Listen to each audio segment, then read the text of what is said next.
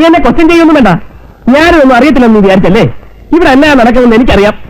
ഒന്ന് പതുക്കെ പറഞ്ഞു ആരെങ്കിലും കേൾക്കും. കേൾക്കട്ടെ. ഇനി അറിയാത്ത ആരാ ഇവിടെ ഉള്ളത്? ഇത്രയൊക്കെ പറയാൻ വെച്ചിരിക്കാൻ ഞാൻ എന്നാ തെറ്റ് ചെയ്തേ? എന്റെ ഭാര്യ 100% വിശ്വസ്തയായിരിക്കുമെന്ന് എനിക്ക് നിർബന്ധമുണ്ട്. മറ്റൊരുത്തരെ മനസ്സിൽ വെച്ചുകൊണ്ട് എന്റെ കൂടെ ജീവിക്കുന്ന എനിക്ക് ഇഷ്ടമല്ല. ഇങ്ങനെ ചീപ്പായി സംസാരിക്കരുത്. റോഹിത്തിന്റെ മനസ്സിലിരിപ്പ് ഇതാണെന്ന് ഇപ്പോഴാണ് മനസ്സിലായത്.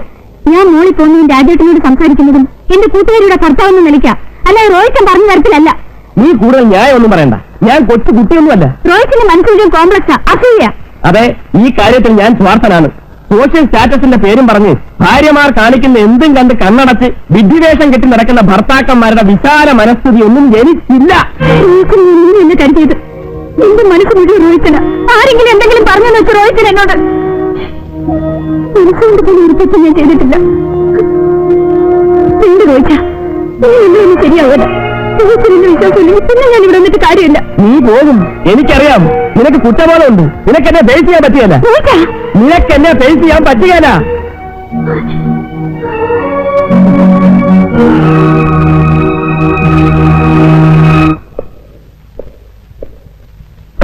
രാജേട്ടനെന്താ എങ്ങനെ സംസാരിക്കുന്നു?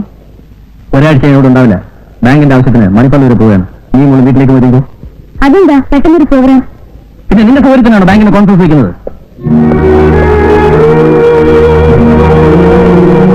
ഞാനൊന്നും പോകുന്നില്ല. രാജേട്ടൻ പോയിട്ട് വന്നാൽ മതി. വേണ്ട, ഞാൻ ഇല്ലാതെ നീ ഇവിടെ നിൽക്കണ്ട.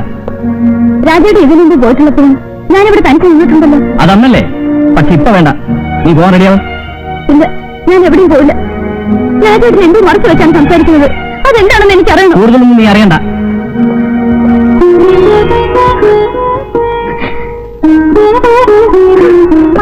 മമ്മി എന്തിനാ കാര്യമില്ലേ?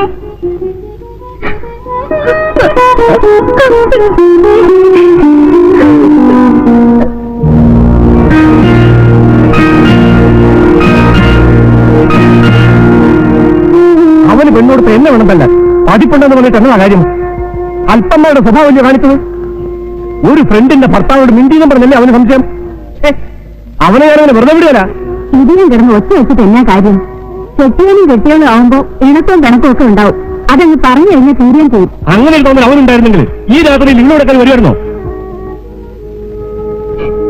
കാഞ്ഞിരങ്ങാട്ട് കറിയാച്ചന്റെ മഹത്വമൊന്നും കണ്ടിട്ടില്ല. ഞാനവൻ എന്റെ മോനെ കെട്ടിച്ചു കൊടുത്തു. അവന്റെ ജോലി കണ്ടിട്ടാ. നിങ്ങൾ എന്നത്തിന് ആവശ്യമില്ലാത്തൊക്കെ പറയുന്നു. റോയി ചെന്ന് കണ്ട് പിള്ളേരുടെ വഴക്ക് തീർക്കാൻ നോക്ക്. ഒരു കള്ളം പറഞ്ഞു ഇങ്ങോട്ട് പറഞ്ഞു വേണ്ട ആവശ്യം രാജ്മോഹനുണ്ടോ? രാജേട്ടൻ ആകെ മാറിയിരിക്കെ. ഒരു ദിവസം നന്നായിട്ട് കുടിച്ചോണ്ടാ വന്നത്. അവൻ കുടിച്ചോണ്ട് വരാൻ അവിടെ എന്താ ഉണ്ടായത്? എന്താണെന്ന് എനിക്ക് അറിഞ്ഞൂടാ. രാജേട്ടൻ ഈയിടെയായിട്ട് എന്തൊക്കെയോ സംശയങ്ങളാ. ചേച്ചിയുണ്ടോ? അതേതായാലും ഉണ്ടാവില്ല. ഒരു കാര്യമില്ലാതെ അവൻ ഇങ്ങനെയൊക്കെ കാണിക്കുന്നു. നീ എന്തെങ്കിലും വിട്ടിട്ടാ കാണിച്ചിരിക്കും. ഞാൻ താഴെ പോകുന്നതും റോയിച്ചിനോട് സംസാരിക്കുന്നൊന്നും രാജേട്ടന് ഇഷ്ടമല്ലെന്ന് തോന്നുന്നു എന്ന് രാജ്മോഹൻ എന്നോട് പറഞ്ഞു. രാജേട്ടന്റെ പെരുമാറ്റത്തിലും സംസാരത്തിലും അങ്ങനെ തോന്നുന്നു. നിനക്ക് നിസ്സാര കാര്യം മതിയല്ലോ കരയാൻ. ഒരാഴ്ച കഴിഞ്ഞ് അവൻ വരുമ്പോ നിന്നെ ഒന്ന് കൊണ്ടുപോയിക്കോളും. രാജേട്ടനെ എനിക്കറിയില്ലേ.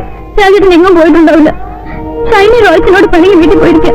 ആഹാ, അപ്പോൾ നിങ്ങൾ കൂട്ടുകാരികൾ രണ്ടുപേരും കൂടി എന്തോ ഒപ്പിച്ചിട്ടുണ്ട്. ഞാനൊന്ന് അന്വേഷിക്കാം. എന്തൊക്കെയാ രാജായി കേൾക്കുന്നത്? ആരെങ്കിലും എന്തെങ്കിലും ഒക്കെ പറഞ്ഞെന്ന് കരുതി ഭാര്യയും കുട്ടിയുമൊക്കെ വീട്ടിലേക്ക് പറഞ്ഞു വെച്ചെന്ന് വെച്ചാൽ കുടുംബക്കാർക്ക് പറ്റിയ പണിയാണോ? മോനെ, കുടുംബവും ജീവിതവും ഒക്കെ ആവുമ്പോൾ ചെറിയ ചെറിയ തെറ്റുകളും കുറ്റങ്ങളും ഒക്കെ ഉണ്ടാവും. അതൊക്കെ പരസ്പരം പറഞ്ഞു തീർക്കാതെ മനസ്സിൽ വെച്ചുകൊണ്ട് പെരുമാറുക എന്ന് പറഞ്ഞാൽ എന്താ ഉണ്ടായെന്ന് നീ ഇതുവരെ ശ്രീദേവിയോട് ചോദിച്ചിട്ടില്ല. അതാ നീ ചെയ്ത തെറ്റ്. പിന്നെ നിനക്ക് ഇങ്ങനെയൊരു ധാരണ ഇപ്പോഴും നിന്റെ മനസ്സിലുണ്ടെങ്കിൽ ഇനി ഇവിടെ താമസിക്കും. വേറൊരു വീട് നോക്കി നിങ്ങൾ അങ്ങോട്ട് താമസം മാറ്റി. അതല്ലേ നല്ലത്. നീ മണിപ്പാലിൽ പോകുന്ന കള്ളം പറഞ്ഞ് ഇവിടെ കുത്തിരിക്കുക. അവൾ അതും പറഞ്ഞാ കരച്ചില്. മോളും അച്ഛനെ കാത്തിരിക്കുക. രാജ, ആരെങ്കിലും ഇതൊക്കെ അറിഞ്ഞാൽ നിന്റെ വിലയ്ക്ക് നിരക്കും തന്നെയല്ലേ മോശം. മോനെ, ഞാൻ ഇറങ്ങുന്നു. നീ എപ്പോഴങ്ങോട്ട് വരുന്നു?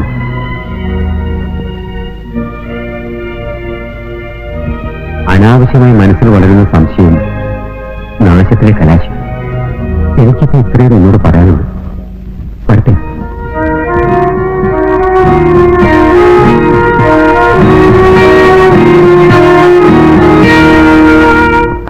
ഷൈനി, ഷൈനി, മോളെ ഷൈനി.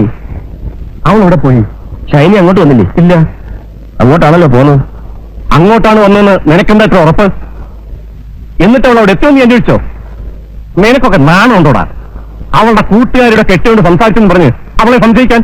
അപ്പത്തെ കാര്യങ്ങൾ അറിയാൻ സംസാരിക്കരുത്. എല്ലാ കാര്യങ്ങളും അറിഞ്ഞുകൊണ്ടല്ലേ ഞാൻ വന്നത്. അവൾ എന്റെ മോളാ. ആ മഹാത്മ്യൊന്നും പറയാതിരിക്കുന്നതാണ്. എന്താടാ പറഞ്ഞാല്? വല്ലവരും പറഞ്ഞു കേട്ടോ അല്ലാതെ നീ നിന്റെ കണ്ണുകൊണ്ട് കണ്ടിട്ടുണ്ടോ? കണ്ടിട്ടില്ല. എന്നിട്ടില്ലാത്ത പറഞ്ഞ് എന്റെ മോളെ സംശയിക്കുന്നു. എടാ, നിനക്കൊക്കെ പഠിപ്പും വിവരം ഉണ്ടായിട്ട് എന്നതാടാ കാര്യം? അപ്പച്ചൻ ഇതൊന്നും പറഞ്ഞാൽ മനസ്സിലാകത്തില്ല. മനസ്സിലാകത്തോണ്ട് തന്നെയാ നിന്നോട് ചോദിച്ചത്. എടാ, താഴെയും മുകളിലുമായി താമസിക്കുന്നവരാകുമ്പോൾ അങ്ങോട്ടും ഇങ്ങോട്ടും പോക്കും വരും സംസാരം ഉണ്ടാവും, പ്രത്യേകിച്ച് കൂട്ടുകാരികളാവുമ്പോ. അതിന് ഇങ്ങനെയൊക്കെ സംശയിക്കാൻ പോയാ നീയൊക്കെ എങ്ങനെ ജീവിക്കൂടാ? ഒരുത്തന്റെ ഭാര്യയായിട്ട് ജീവിക്കുമ്പോൾ അതിന് കുറെ ലിമിറ്റ്സ് ഉണ്ട്. അതിൽ കൂടുതലാകാന്ന് വെച്ചാൽ തെറ്റ് ചെയ്ത ആരും ഒരിക്കലും തെറ്റാണെന്ന് സമ്മതിക്കാറില്ല. എന്റെ മോളെ പറ്റി അനാവശ്യം പറഞ്ഞാലുണ്ടല്ലോ, എല്ലാ തന്തമാർക്കും മക്കളെ പറ്റി അങ്ങനെ തോന്നും. 6 മാസമായിട്ട് അവൾ എന്റെ കൂടെയാ ജീവിക്കുന്നത്. എനിക്കറിയാവുന്ന പോലെ നിങ്ങൾക്കാർക്കും അവളെ കുറിച്ച് അറിയത്തില്ല. അപ്പൊ എന്റെ മോളാ തെറ്റുകാരിയല്ലേ? ഇനി നിന്നോട് സംസാരിച്ചിട്ട് കാര്യമില്ല. എനിക്കൊന്നറിയണം, എന്നതാ അതിന്റെ ഉദ്ദേശം? എന്നാ നീ ഒന്നും മിണ്ടാത്തെ? എന്റെ മോളെ നിനക്ക് ഉപേക്ഷിക്കണോ? പറ. അങ്ങനെ നീ പറഞ്ഞാൽ ഞാൻ നിന്റെ കാല് പിടിക്കുന്നൊന്നും നീ കരുതണ്ട. അവളെ വിശ്വാസമില്ലാത്ത ഒരുത്തിന്റെ കൂടെ എന്റെ മോളെ പറഞ്ഞേക്കാൻ ഞാൻ തയ്യാറല്ല. നിനക്ക് വേണ്ടെന്ന് കരുതി എന്റെ മോള് വീട്ടിൽ ഇരുന്നു പോകുന്നില്ല. ഓ, ക്രിസ്ത്യാനിക്ക് 2ാം കെട്ട് പാടില്ല എന്നൊരു നിയമം ഉണ്ടല്ലേ? എനിക്കറിയാം. ഞാൻ പോയി മെത്രാനെ കാണും, അതുമല്ലെങ്കിൽ വേറെ വഴി നോക്കും. ഇവിടെ കോടതിയും വക്കീലൊക്കെ ഉള്ളത് അതിനു വേണ്ടിയാ. നമുക്കിനി കോടതി വെച്ച് കാണാം. അപ്പച്ചന്റെ തീരുമാനം അങ്ങനെയാണെങ്കിൽ അങ്ങനെ തന്നെ. അങ്ങനെ തന്നെ.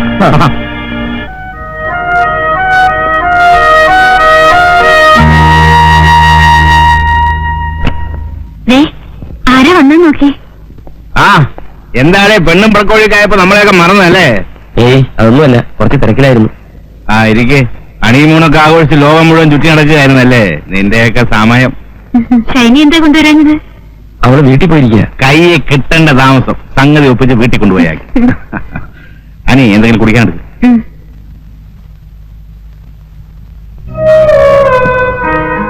എന്നതാടെ മുഖം വല്ലാതിരിക്കുന്നത്?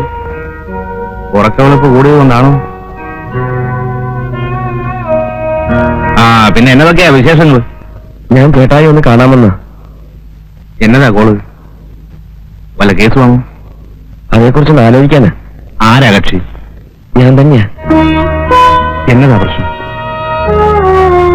ചേട്ടത് കേൾക്കണ്ട.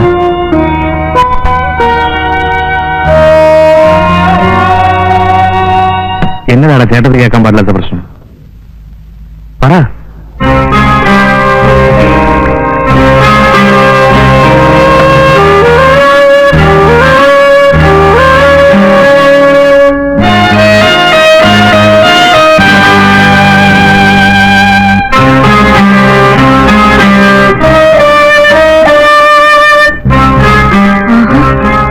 ഡോർ ലോക്ക് ചെയ്ത് രണ്ടാളും കൂടെ എന്നെ എടുക്കും. അവിടെ കാപ്പി കുടിക്കുന്നത് തുടങ്ങിയ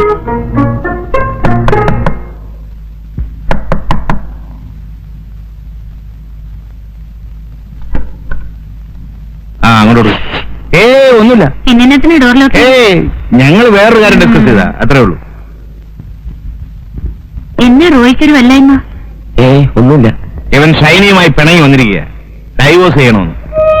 അയ്യോ, എന്റെ കർത്താവേ, ഞാൻ എന്നതായി കേൾക്കുന്നേ?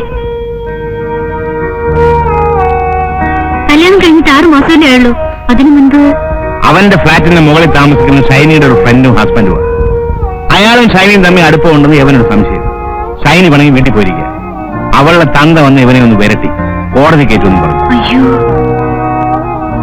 നല്ല വെള്ളലുവാ പോലെ ഒരു പെണ്ണിനെയും കയ്യിൽ കിട്ടിയിട്ട് അവൻ വന്നിരിക്കുന്നു. ഡൈവോഴ്സ് വേണമെന്നും പറഞ്ഞു.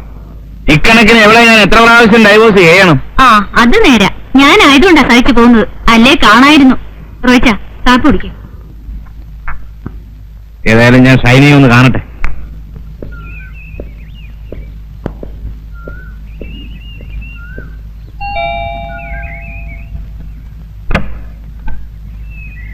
നിങ്ങൾ കാനറ ബാങ്ക് മാനേജർ? അതെ, ഞാൻ തന്നെ.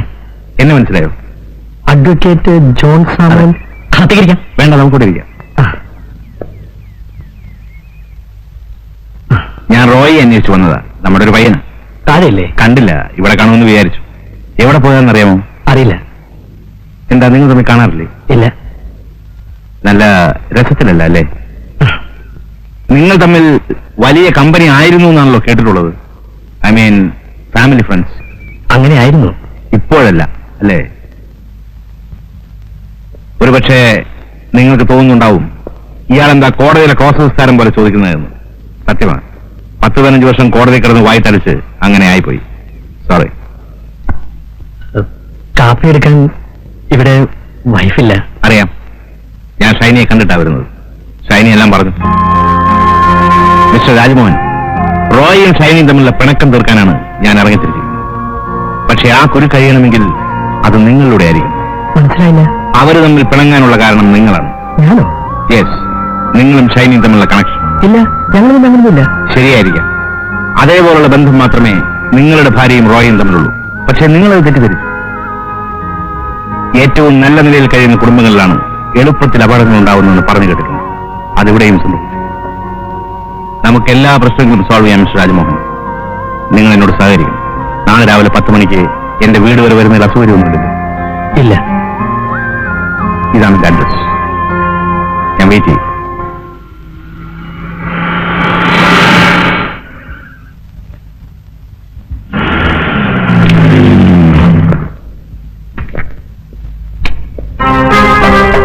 ഇയാളെല്ലാത്തല്ല ഇവിടെ വന്നു. ഇയാൾക്കെന്താ ഇവിടെ കാര്യം?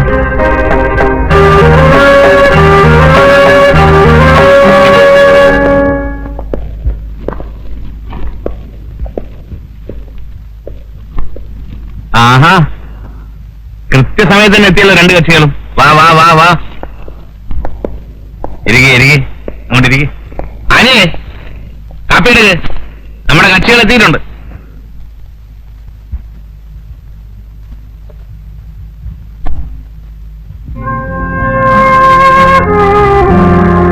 രണ്ടുപേരോട് ഒരേ സമയത്ത് തന്നെ വരണമെന്ന് പറഞ്ഞത് പ്രശ്നങ്ങൾ രണ്ടും ഒന്നായതുകൊണ്ട്. രണ്ടുപേർക്കും സംശയം സ്വന്തം ഭാര്യമാരെ.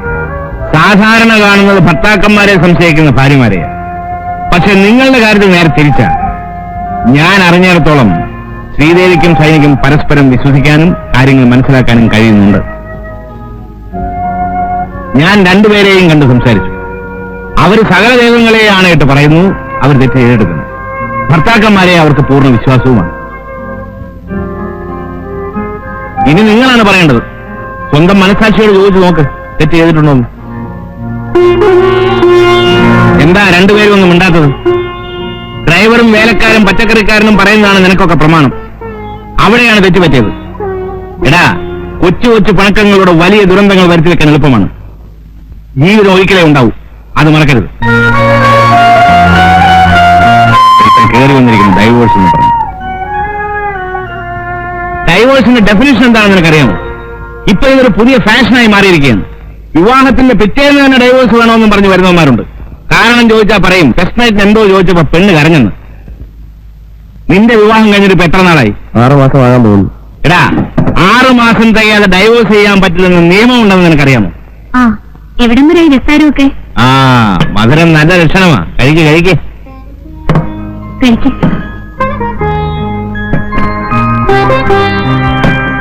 കഴിക്കേ. എനിക്കൊന്നേ പറയാനുള്ളൂ. പരസ്പര വിശ്വാസമാണ് ദാമ്പത്യ ജീവിതത്തിന്റെ അടിത്തറ, അല്ലേ? ഞാൻ രണ്ടുപേരും നേരത്തെ വില്ലന്മാരായിരിക്കും. അതുകൊണ്ട് പെട്ടെന്ന് ഇങ്ങനെ തോന്നാൻ കാരണം.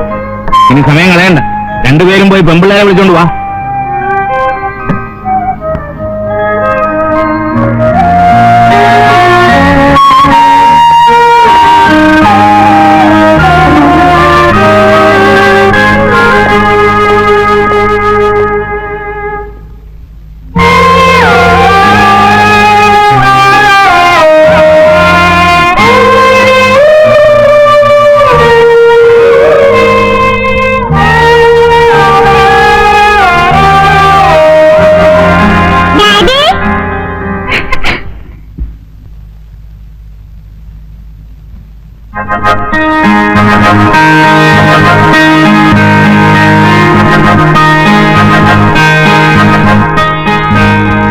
കാര്യങ്ങളെല്ലാം ഞാൻ പറഞ്ഞ് സോൾവ് ചെയ്തിട്ടുണ്ട്. ഇനി പ്രശ്നങ്ങൾ ഉണ്ടാക്കി എന്നെ ബുദ്ധിമുട്ടിക്കരുത്. നിങ്ങൾ മാത്രം മോശക്കാരൊന്നുമല്ല. ഭർത്താക്കന്മാര് ജോലി കഴിഞ്ഞ് വരുമ്പോ പുഞ്ചിരിക്കുന്ന മുഖവുമായി അവരെ സ്വീകരിക്കാതെ വേറെ എവിടെയെങ്കിലും പോയിരുന്ന ആർക്കാ ഇഷ്ടപ്പെടുക? അതുകൊണ്ട് മേലിൽ ഇങ്ങനെയൊന്നും ഉണ്ടാകാൻ നോക്കണം. ഞാനൊരു കാര്യം പറഞ്ഞില്ല, നിങ്ങൾക്ക് രണ്ടാൾക്കും സൗന്ദര്യത്തിന് കുറവൊന്നുമില്ല, സമ്മതിച്ചു. ആരോഗ്യത്തിനും കുറവൊന്നുമില്ലല്ലോ. ഈ വേലക്കാരെ കൊണ്ട് ജോലി ചെയ്യിപ്പിച്ച് കൊച്ചമ്മ ചമഞ്ഞിരിക്കാതെ സ്വന്തമായിട്ട് ജോലി ചെയ്ത് ഇവറ്റകളെ പറഞ്ഞേക്കേ. ഇനി മാന്യന്മാർ രണ്ടുപേരും വന്നാട്ടെ, നീ വന്നാട്ടെ. ഇനി ഇമാതിരി പരാതികളുമായി വന്ന് എന്നെ വിഷമിപ്പിക്കും. ഇനി എങ്ങനെ നാട്ടെ, ഭാര്യാഭർത്താക്കന്മാർ ഒന്നിച്ചു നിൽക്കുന്നു കാണട്ടെ.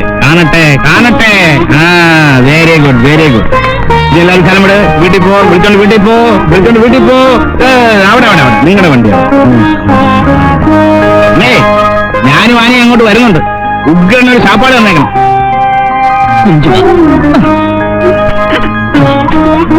കണ്ടോടെ, ഒരു പ്രശ്നം തീർന്നു.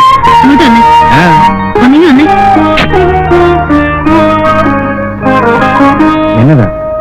ഞാൻ കുറച്ചുനേരം ശ്രദ്ധിക്കായിരുന്നു. നിങ്ങൾക്ക് പെമ്പിള്ളേരടുത്ത് മാത്രം എത്ര തമാശയും കളിയും ഒക്കെ. അതൊക്കെ പറ. കേക്കട്ടെ, എല്ലാരും കേക്കട്ടെ. അതിനുവേണ്ടി തന്നെ പറയുന്നത്. എന്റെ അടുത്ത് ഈ വേലയൊന്നും വേണ്ട. ആഹാ, എന്നെ അങ്ങനെ മണ്ടിയാക്കാനൊന്നും നോക്കണ്ട. ഈ കേസിൽ ഇത്ര ഇൻട്രസ്റ്റ് കാണിച്ചപ്പോഴേ എനിക്ക് തോന്നിയതാ എന്തോ പന്തികേടുണ്ടെന്ന്. പ്രായമായാലും മനുഷ്യനും